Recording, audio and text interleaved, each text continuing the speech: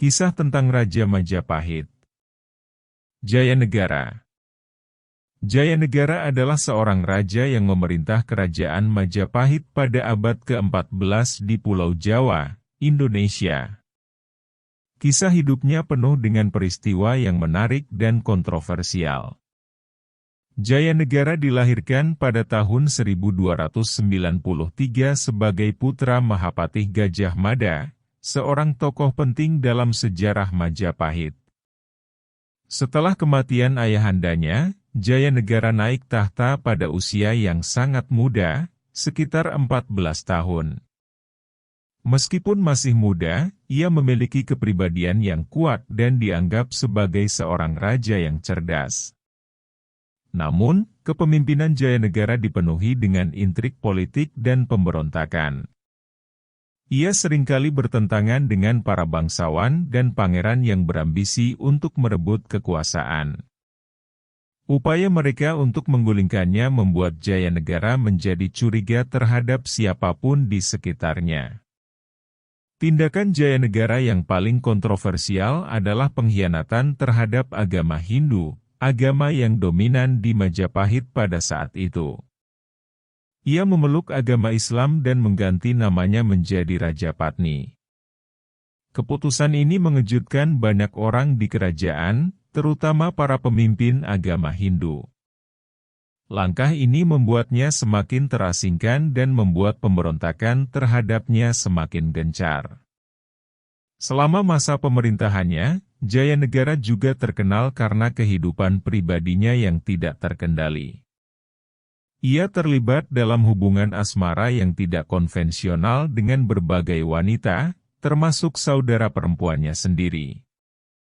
Hal ini semakin memicu kemarahan para bangsawan dan menjadikan Jayanegara semakin terisolasi secara politik. Pada tahun 1328, Jayanegara akhirnya dijatuhkan oleh putranya sendiri, Tribhuwana Wijayatunggadewi, yang memimpin sebuah pemberontakan yang didukung oleh para bangsawan dan pemimpin agama Hindu.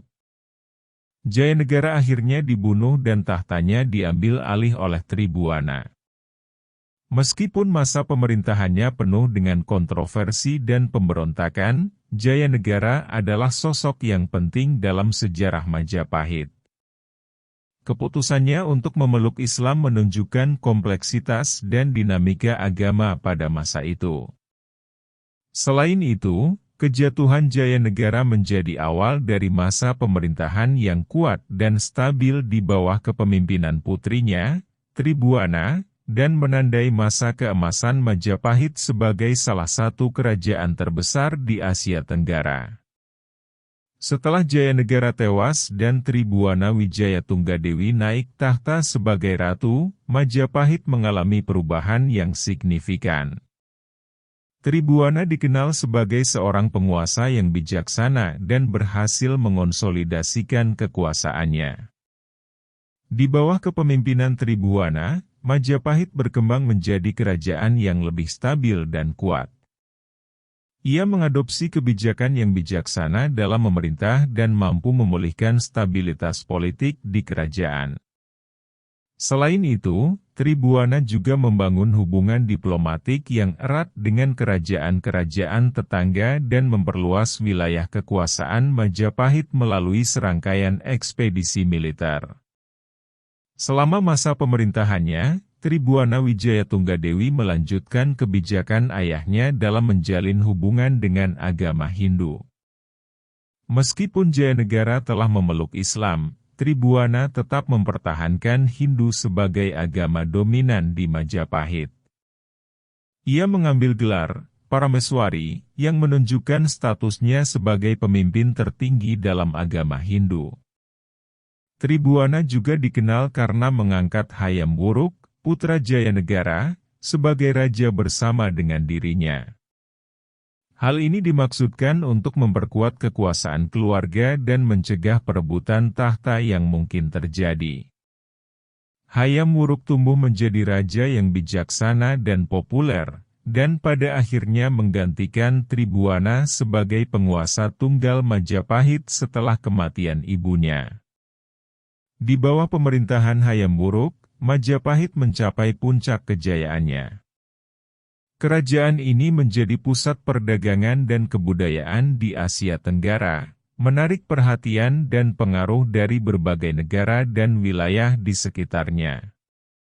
Hayam Wuruk menjalin hubungan diplomatik yang erat dengan Tiongkok, India, dan negara-negara maritim lainnya. Puncak kejayaan Majapahit dicerminkan dalam Nagarakretagama, sebuah naskah yang ditulis oleh Mpu Prapanca pada masa pemerintahan Hayam Wuruk. Naskah ini menggambarkan kekuasaan dan kemakmuran Majapahit, serta daftar wilayah dan kerajaan yang berada di bawah kekuasaannya. Namun, setelah kematian Hayam Wuruk pada tahun 1389, Majapahit mulai mengalami kemunduran. Kekuasaan kerajaan mulai terpecah belah akibat pertikaian internal dan konflik di antara para penguasa wilayah.